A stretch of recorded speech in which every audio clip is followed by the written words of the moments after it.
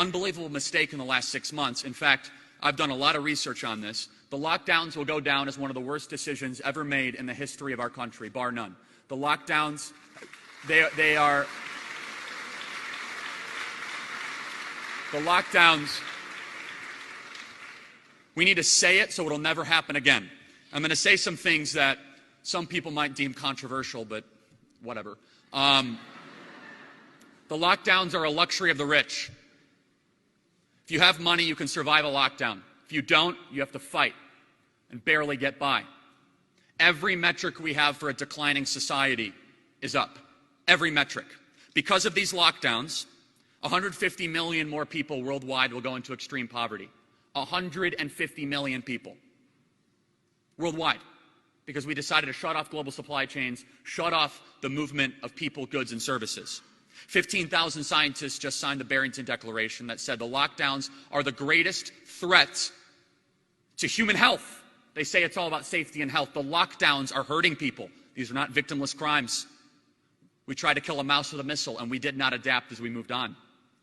The more we saw the data come in, the more we locked down our country. All it did is delay the inevitable and also harm our young people.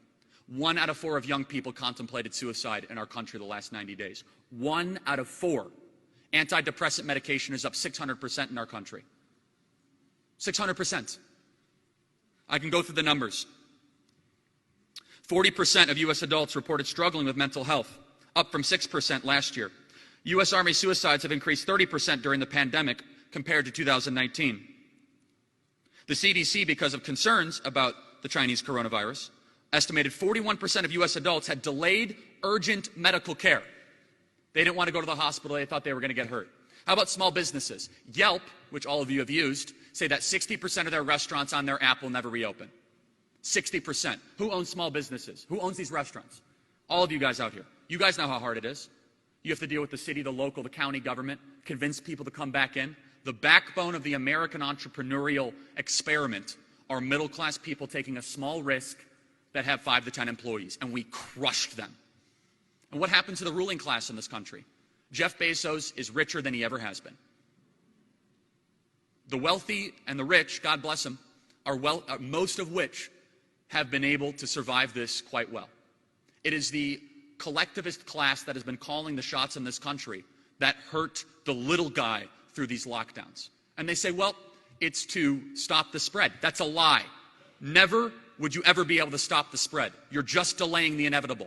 You could temporarily slow it, you could temporarily stunt it, but it gave people false confidence in something that actually hurt real human beings. And how about our generation? As I mentioned, 52% of my generation is now living at home with their parents, up from 37% last year. 52%. Again, I'm not trying to attack people that are living at home with their parents. Some people have no choice. They have no financial choice. So we have a generation that the average student loan debt per borrower is $31,000 per borrower, that then graduates college with very little to any skill, most times. And I'm happy to build out the whole college issue, to then enter a country where we tell them, just go work harder. Go work harder. Oh, I'm sorry, we shut down the country the last 9 months.